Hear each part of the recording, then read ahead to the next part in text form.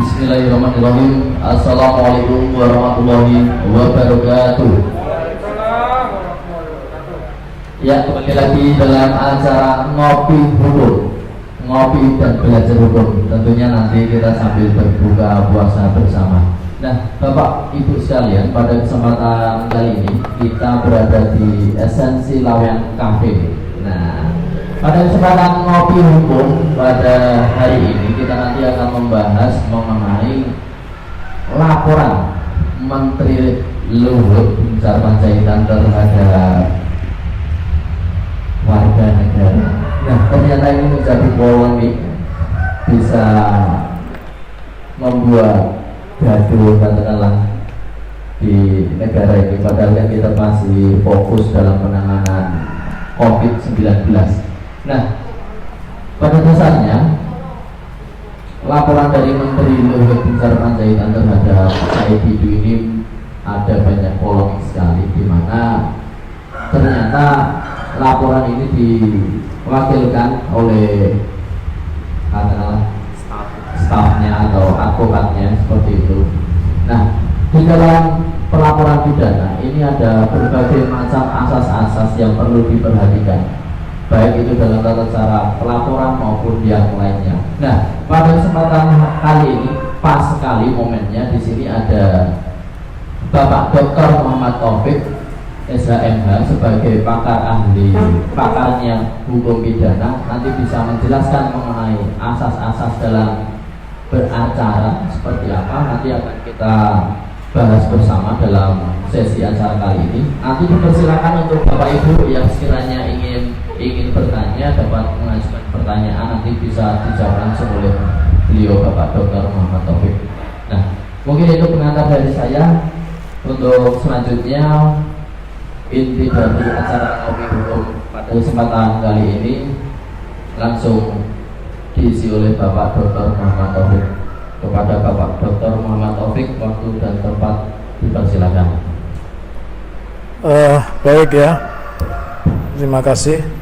Selamat sore semuanya. Dan sore ini acaranya live ya, live langsung lewat akun Facebook ya, akun Facebook saya Daniel Taufik. Jadi nanti bisa diikuti, bisa tanya juga di situ ya. Terima kasih. Ini Ngopi Hukum yang edisi 16 ya, 16. Jadi topiknya menarik. Jadi negara membuat hukum itu tentu disertai dengan asas-asas. Jadi nggak ada bahasa negara itu seperti dalam icon-icon WA itu. Pokoknya awuren aturan itu nggak ada. Negara ini dibuat pakai aturan. Jadi nggak ada. Kan di situ ada ya di icon itu pokoknya awuren, gambarnya Kim Jong Un ya, Kim Jong Un itu bukan seperti itu, sebenarnya itu sindiran. Saya ingin sampaikan dulu. Yang pertama kaitannya dengan Maha Menteri ya, Luhut Binsar Panjaitan ini kan jabatannya banyak sekali nih ya, Menko Kelautan, Menko Kemaritiman, Menko Ekuin, pokoknya dia koordinator hampir semua jabatan menteri.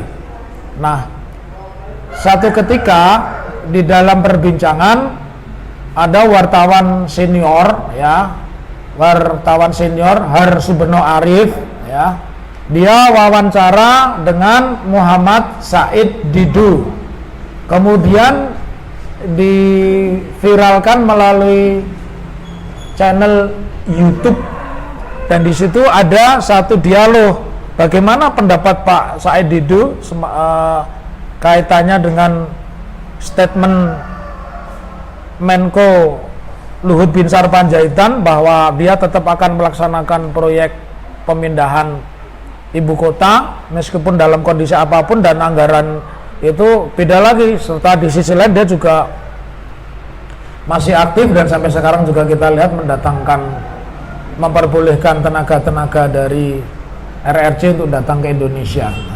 Yang pertama harus diterangkan dulu kepada publik.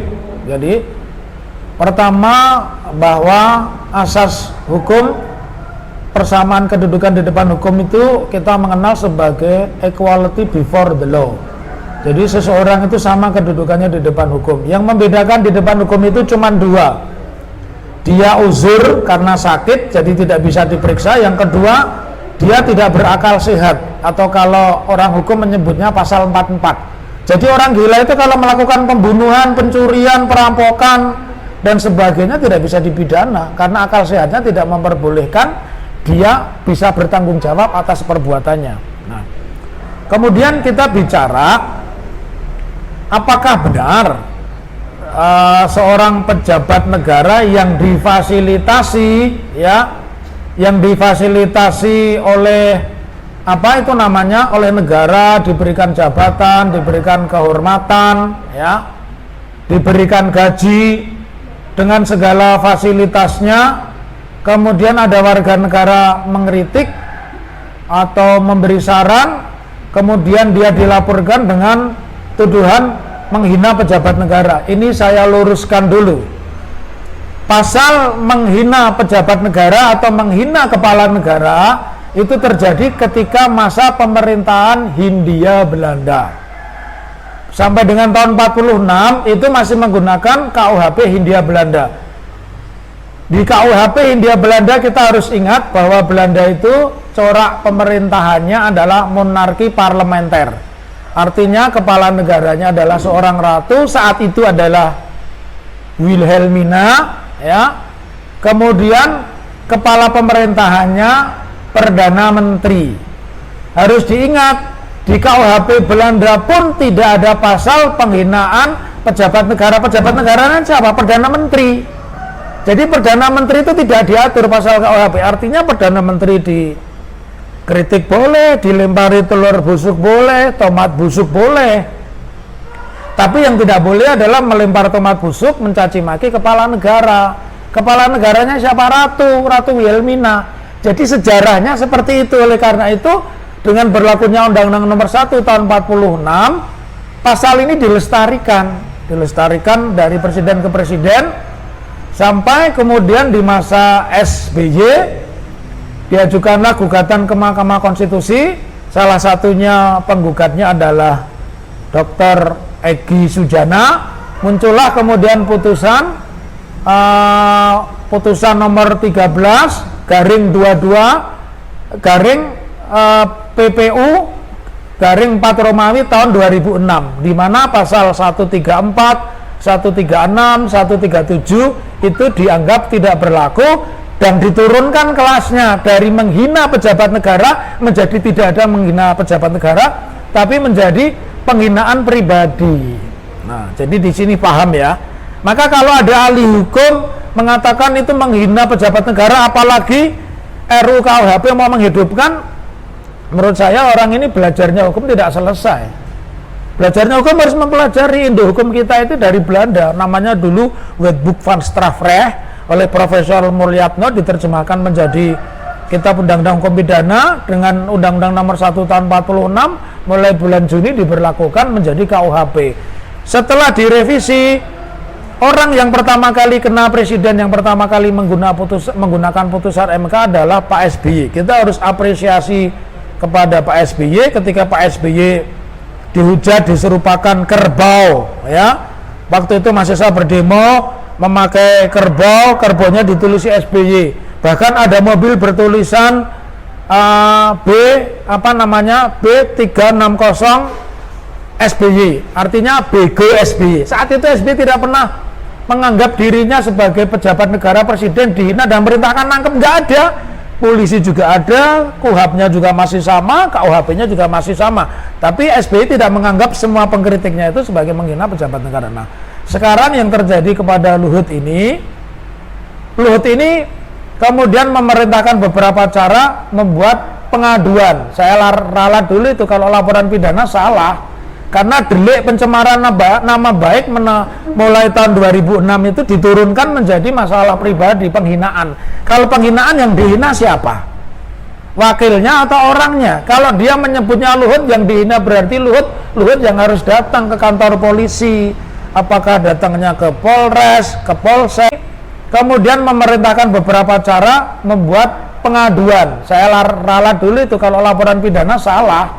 Karena delik pencemaran nama baik mulai tahun 2006 itu diturunkan menjadi masalah pribadi, penghinaan.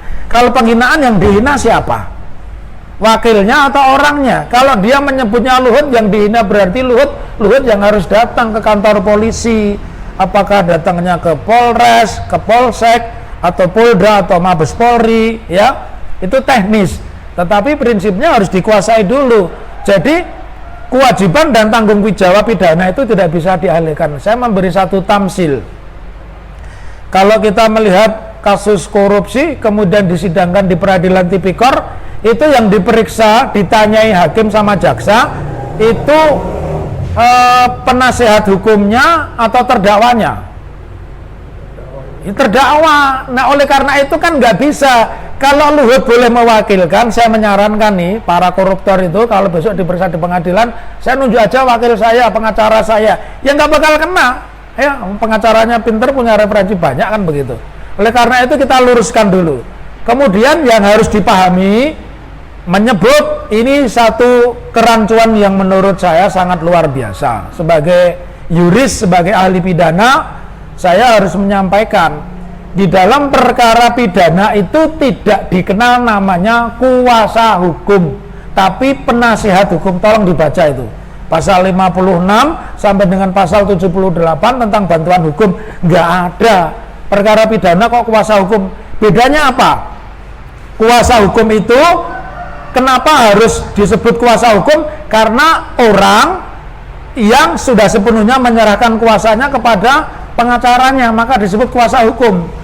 Dan itu hanya boleh atau itu bisa dilakukan dalam perkara-perkara privat, perkara perdata. Contohnya apa? Utang piutang boleh. Saya mewakili pengacara. Pengacara ini yang nagih. Itu namanya kuasa hukum, tidak disebut penasihat hukum. Kemudian di dalam perkara pembagian warisan misalnya, saya nggak bisa datang di pengadilan, saya menunjuk seorang pengacara. Ketika datang di pengadilan, dia namanya kuasa hukum, dia boleh menanyai, dia boleh ditanyai karena dia kuasa hukum. Tetapi dalam perkara pidana tidak bisa. Di dalam KUHP, pengacara yang bekerja dalam proses pidana sebutannya adalah penasihat hukum. Kenapa penasihat? Kliennya nggak ngerti hukum, dinasihati. Kliennya bermasalah dengan hukum. Jadi jangan mencampur adukkan. Ya, saya dalam bahasa saya ini puasa ya, bahasa halusnya goblok bahlul gitu aja lah ya. Nah, karena puasa bahasa gobloknya, bahasa penggantinya goblok itu bahlul. Kalau ada advokat menyebut dirinya kuasa hukum dalam perkara pidana, itu pengganti istilah goblok adalah bahlul ya. Nah, untung belum sampai pada tarapan majnun kan begitu ya. Nah, majnun tahu ya, majnun itu nggak nyampe 100. Jadi kembali saya luruskan. Oleh karena itu, kalau seseorang nyolong, boleh nggak yang diperiksa sebagai tersangka itu pengacaranya orang yang nyolong? Saya tanya, nggak bisa. Jadi kalau Luhut merasa terhina, Luhutlah yang membuat laporan polisi, bukan penasihat hukumnya. Apalagi menyebut kuasa hukum. Nggak ada perkara pidana kuasa hukum, nggak ada. Kuasa itu tolong dibuka lah, belajar lagi hukum. Itu kan salah satu pengacaranya kan saya lihat pernah jadi direktur YLBHI itu ya. Nah, mestinya belajar dulu. Saya nggak usah sebut namanya, tetapi sesama pengacara pasti tahu siapa yang saya sebut nama itu. Jadi di dalam perkara pidana jangan menyebut kuasa hukum, itu membodohi. Oleh karena itu tanggung jawab dan kewajiban pidana tidak bisa dialihkan, bisa kita buktikan. Satu ketika seorang yang sedang dalam masalah ditahan polisi, kemudian dia dikeluarkan tahanan, posisi ditangguhkan, dia disuruh wajib lapor Senin Kemis. Boleh nggak yang lapor Senin Kemis itu pengacaranya gitu? Nggak bisa, dia datang sendiri. Sama juga, boleh nggak orang yang menjalani pidana karena punya kuasa hukum, oh saya orang kaya, 6 bulan saya bayar aja orang 60 juta, sebulan 10 juta mewakili saya di penjara, boleh nggak? Rusak. Jadi baru terjadi sekarang ini era anomali hukum. Punya hukum di mana-mana, punya aturan di mana-mana, tapi enggak ditegakkan. Sangat bahaya. Oleh karena itu, kita semua yang tergabung di sini, ya, saya mesti berdiri nih, biar kelihatan. Saya orang merdeka, saya harus luruskan. orang yang belum mengerti hukum, belum belajar hukum, ya, jangan menyebut dirinya penasehat hukum atau kuasa hukum kalau belum mengerti kapan saya kuasa hukum, kapan saya penasehat hukum. Dalam perkara pidana jangan sekali-kali menyebut kuasa hukum, ya. Kalau saya mengajar Anda, saya yakin Anda tidak akan saya luluskan. Karena kuasa itu berarti semua hak kita sudah dipindahkan kepada orang lain untuk sewaktu tertentu, betul nggak? Makanya kuasa itu ada batasan waktunya.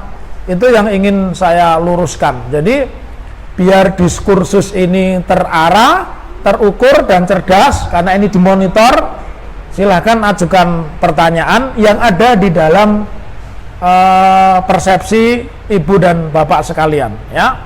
Jadi puasa ini tidak perlu menghalangi kita untuk beraktivitas, ya. Kalau ada yang tanya kenapa saya melepas masker, saya tadi pakai masker di awal karena kalau suara saya ketutup nanti saya dipikirnya lip sync nanti, ya. Yang ngomong bukan saya, kan begitu. Nah, jadi ini saya copot. Dan kita yang ditakuti masyarakat Indonesia ini bukan COVID-19 atau virus Wuhan, betul ya, tapi orang makin banyak yang tidak bisa makan kemudian menempuh jalan pintas bunuh diri. Itu yang ditakuti. Jadi kita nggak takut sama siapapun. Kira-kira begitu pengantar diskusi kali ini. Mudah-mudahan mencerahkan, membuat cerdas, dan tidak membuat bingung sebagaimana pengertian mudik dan pulang desa. Gitu. Kira-kira begitu. Mungkin berikan tepuk tangan dulu yang meriah.